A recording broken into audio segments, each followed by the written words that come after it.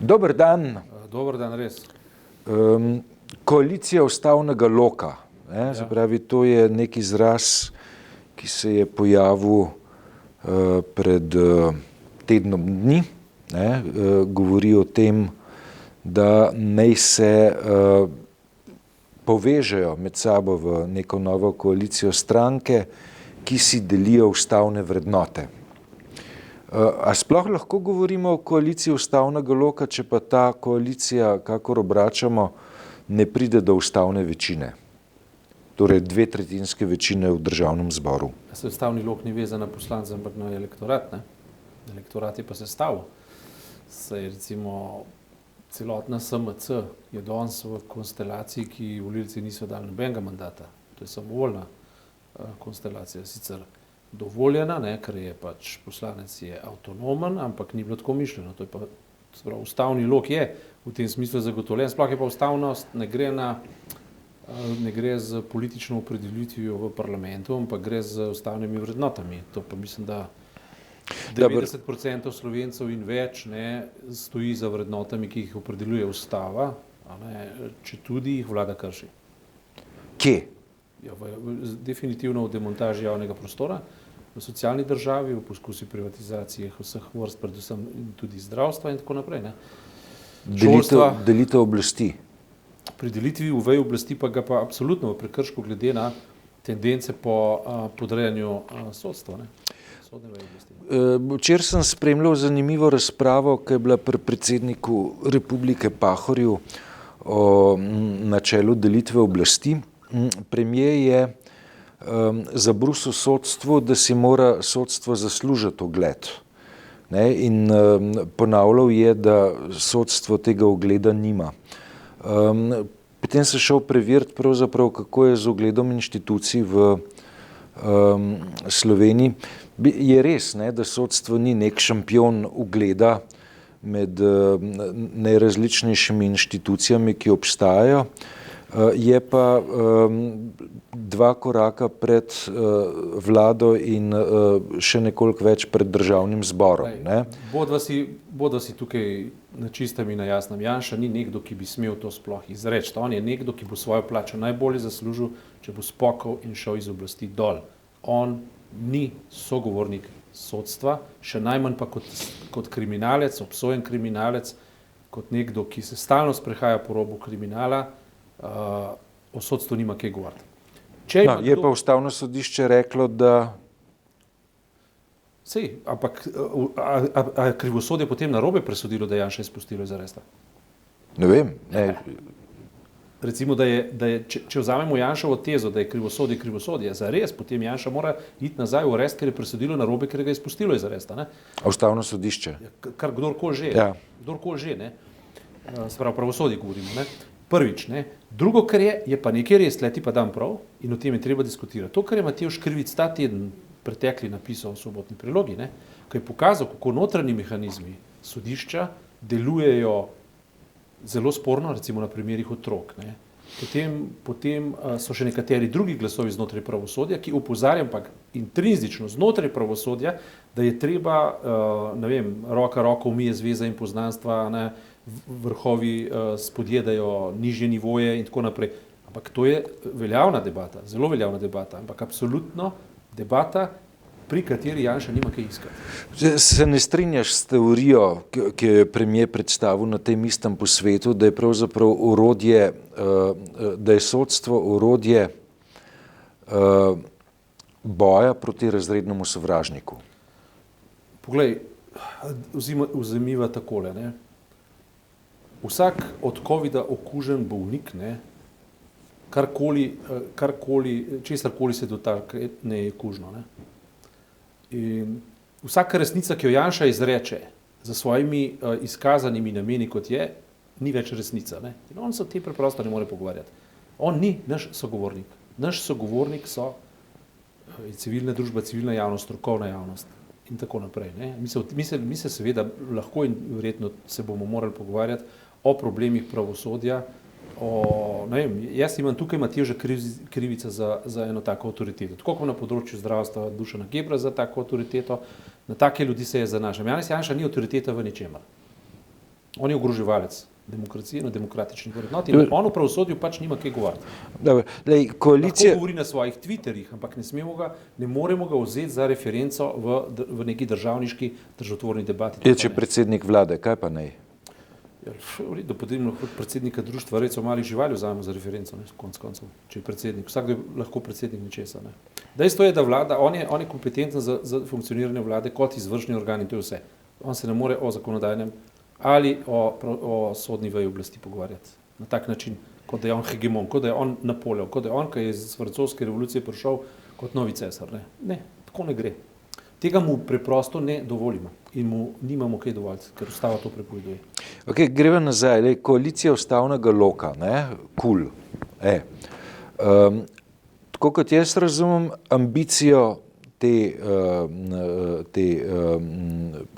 naveze, ne moramo še reči, da kot koalicija dejansko obstaja, tako kot razumem ambicijo osebnosti, ki to navezo podpirajo, gre ta v smeri zamenjave vlade. Ali je glede na stanje pandemije, kakršno imamo danes, 707 novih obolelih z izrazito eksponentno rastjo, sploh odgovorno razmišljati o tem, da je treba vlado zamenjati? Se je samo to odgovorno, ne se zato, da bomo zdaj spet tako rast COVID-19, verjetno ne zanikaš, ne, da je plod poletnih neumnosti ukrepov sedanje vlade, ne, ki je v bistvu Plenkoviću podajala posel oziroma gospodarsko rast, zato smo si jesen zrihtali v enkrat slabših ali večkrat slabših številkah kot pred enim letom. Mi smo zdaj dejansko bolj ogroženi, kot smo bili na začetku, ko so uvajali mnogo bolj rigorozne ukrepe. Ne. Ampak pod črto je pa virus amoralen in apolitičen. Ne. Virus nima nobene veze z odločitvami v politike. Ne. Se konec koncev, če bi to bilo res, da je virus da ima tako moč, da zavre vse demokratične procese, potem lahko tudi vlada neha funkcionirati, parlament lahko neha funkcionirati, gospodarstvo lahko neha funkcionirati. Ne. To nima nobene zveze z političnimi pobudami, bodo pač svoje pobude izpeljevali v rokavicah in maskah. Se pravi, demokratični proces pa zaradi tega ni ogrožen. Je ogrožen zaradi drugih procesov, ne, ampak... Katerih? Teorija šoka, Naomi Klein, na primer. Ne. Ja. Ampak, da bi pa zato zdaj alternativo zabremzali, pa počakali, da se bo COVID umaknil, ne. A so se uresničili vsi strahovi, ki so obstajali na začetku epidemije in sočasne menjave oblasti, da bo nova vladajoča koalicija pravzaprav zlorabila pandemijo za to, da uresničuje svojo politično agendo? Težko odgovoriti na to vprašanje, je pa dejstvo, da to, kar sva midva postavila praktično prvi dan, prva od srede po nastanku nove vlade, sva naredila napoved, da volk dlakom menje, nravi pa ne, in da je nemogoče, da vladavina tega tipa ne bi počela to, kar je že nekoč počela in počela na način, ki pelje, za ki ga lahko že vidimo na Madžarskem, se pravi protidemokracijsko smer, v nižanje ravni checks and balances, to se pravi nadzorov, ne. Vse se je dogajalo in več od tega. To se pravi scenarij, jaz imam intervju v soboto z dr. Kebrom prav o teh zadevščinah in toplo prihajajočo soboto toplo priporočam, ker natanko v bistvu je dr. Kebr prvo podpisani pod neko civilno pobudo, ki poskuša zdramiti slovensko družbeno javnost. Nekaj je treba narediti, dajmo zaščitimo našo državo. Mi hočemo svojo državo nazaj. Ukradli so nam, ugrabili so nam jo, hočemo svojo državo nazaj. Potem se je pa istočasno pojavil tudi ta KUL, to se pravi koalicija ustavnega loka. In v tem intervjuju je pravzaprav dr. Kebr povedal, da se nameravajo poenotiti, združiti, ne, da samo enotnost lahko alternativo v slovenskem političnem prostoru lahko zagotovi uspeh. In poanta tega intervjuja, mislim, poanta teh gibanj, obeh gibanj, za katere verjamem, da se jim bo pridružila še kopica drugih gibanj, ki so pač fragmentirana gibanja, ki sploh ne gredo več po osi levo-desno, ampak gredo po osi zaskrbljenosti za ustavnost naše države in za našo državo sploh. Ne. Jaz mislim, da ima to gibanje, če ne v terminih od danes do jutra, ne pa saj srednjeročno ali pa mogoče že v enem letu izjemen potencial. A ni celoten program teh pobud, ki se pojavljajo, zvedljiv na dve besedi, nočemo Janše? A ni to malo premalo? V resnici ne. V resnici je zvedljiv na dve besedi, hočemo ustavnost. Ne?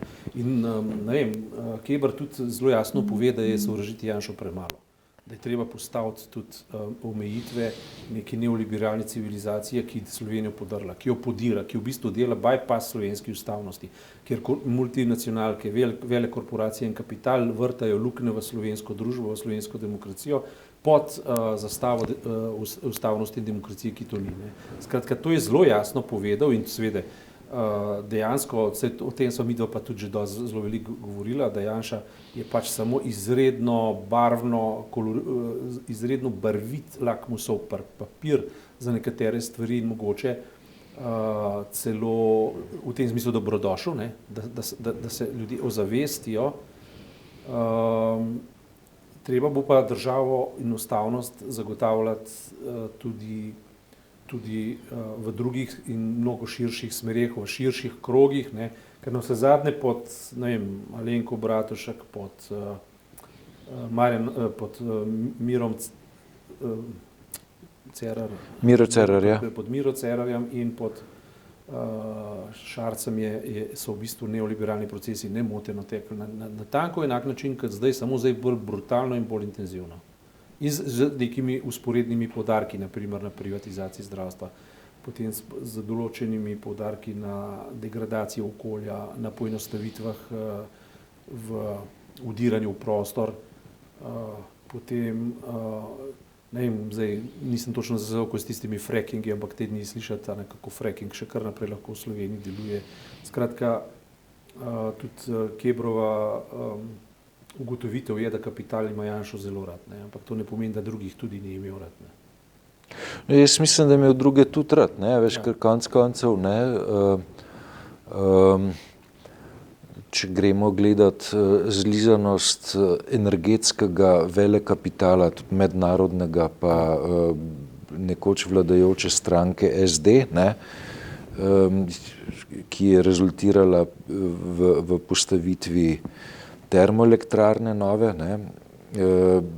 Tukaj kakšnih posebnih pričakovanj, ne, da stranke, ki zdaj gredo v smer proti tej koaliciji ustavnega loka, da bi zelo odstopale od svoje, si rekel, neoliberalne narave, usmeritve, tega pričakovanja razen pri levici, ne, pač jaz ne bi imel, ne, zaradi tega, ker izkušnje kažejo. To se strinjam, to sestavljanje proti alternativne koalicije proti Janši bi bilo tako, kot bi naš cenjeni kolega Primož Kališnik rekel, je to dobro za kožo na obrazu, ne. Stisnjeni zobje, ne, masiraš kožo, ne. Skratka, problem recimo SD, vseh teh drugih dejansko je v tem, da težko pokaže kakršnokoli različnost, je pa ena bistvena razlika, da je impakt na neposredno demokracijo je zdaj zelo brutalen, pa čas zelo hitro teče. Zelo hitro teče. Se pravi, Janša v bistvu tako intenzivno stopnjuje spremembe, da ta zadeva postaja nevarna, da smo mi v 2 letih lahko dejansko na Madžarskem, ne, mislim, v demokraciji. Veš, javno RTV razstaviti, ko jo boš enkrat razstavil, ne boš več sestavil. To pa je, že samo to dejstvo, recimo za javno RTV, za STA, potem za nadzorne mehanizme pri teh agencijah, pri določenih korupcijskih kanalih, pri demontaži javnega zdravstva, to so lahko irreverzibilni procesi. Pa nova direktorica Nacionalnega preiskovalnega urada imava, ne?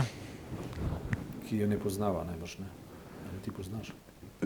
Ne, mislim, jaz ne vem, kakšne so njene kriminalistične kvalifikacije, vem pa, da kriterija, da ima ustrezno število let vodstvenih izkušenj ne izpolnjuje. Ne? Zaradi tega bo verjetno do nadaljnega vršilka dolžnosti. Ne? Je pa za nacionalni preiskovalni urad seveda katastrofa, če ima nekoga, ki pravzaprav nima polnomočnih oziroma popolnih po eni strani kvalifikacij, po drugi strani pa vsej vršilca dolžnosti jemlješ manj resno kot nekoga, ki je polnokrven direktor neke Po delu ga v bistvu inštitucije. sodiš, ampak glede na to, da je zavezan neposrednim navodilom, verjetno nikdar ne bo prišla do direktorskega mesta, če ne bo delala po nareku, ne, domnevamo. Ja, veš, mi pa vendarle imamo, veš, neko tradicijo policije, ki se je začela ob koncu 60-ih postavljati, ko policija ni več poslušala, Ja, govorimo o javni varnosti pa kriminalistih, ne. ja, strokovno Ko policija ni več poslušala političnih navodil, ampak se je držala stroke. Ne? Ja. Se je držala stroke in tisto, kar je za javno varnost, za kriminalistično policijo, za nacionalni preiskovalni urad, v mojem mnenju zdajle huda grožnja, je pravzaprav ta vdor v komandno sobo, ko minister za notranje zadeve pravzaprav samega sebe razume kot policijskega ministra. Ne? Dej, ja, če v polemikah Alešu Hojsu rečemo policijski minister, pač to polemična oznaka, dejansko pa on ne more biti, ne sme biti policijski minister, ker za to pooblastila nima. Ne? No in ta urgentnost ali pa primitivnost v zelo velikih potezah, v zelo robustnih potezah, verjetno te civilno-družbene institucije in določene stranke napotuje, da obnovijo nekaj, kar so razdrle. Namreč Šarceva koalicija je že delovala na neki meji večine in tako naprej. In to, kar zdaj gledamo v obliki ustavnega loka, je v bistvu zamenjati prvo glavo, dobiti z njo legitimnost, ta legitimnost bi zagotovil Jože P. Damjan, ampak v bistvu pa obnoviti to, kar je že bilo. Se pravi, neko krhko večino, ki je preprečevala, da bi bil Janša na oblasti. Zakaj bi preprečevala, da je Janša na oblasti, je seveda problematično. Tako kot so rekla, ker potem je vedno non-politika, vedno v bistvu ni afirmativna politika, ampak proti nekomu in z istimi neoliberalnimi napakami vladati naprej. Se pravi, če hočejo pridobiti naklonjenost ljudi, potem je res treba iti v ustavni lok in zagrbiti bika za roge, zagrbiti pa pomeni dati rdeči karton kapitalu, ki v bistvu briše, ignorira ljudstvo, niža zdravstvene standarde, niža socialne standarde, niža šolske standarde, niža kulturne standarde. Se pravi, to so pa nekatera določila, ki dobesedno v najbolj neposrednem pomenu besede vzpostavljajo slovensko državnost. Ker Slovenija, če ni socialno orientirana in socialno kohezivna, izgubi karakter samobitnosti. Kot država in kot kulturna družbena tvorba izgubi vse elemente. Ker pa smo imeli Tajvanček ali pa rečemo temu ena občina na Kitajskem. Ne? Mala občina na Kitajskem. Če pa ti vzpostaviš umno državo na način, ki je, se to bo vse Dušan Keber krasno povedal, kar zdaj govorim, ker so imeli res dobro debato, ne? Če ti vse to vzpostaviš, potem pa se lahko postaviš v bok velikim državam, kljub temu, da nimaš mas produkcije. Ne? Hvala za tokrat.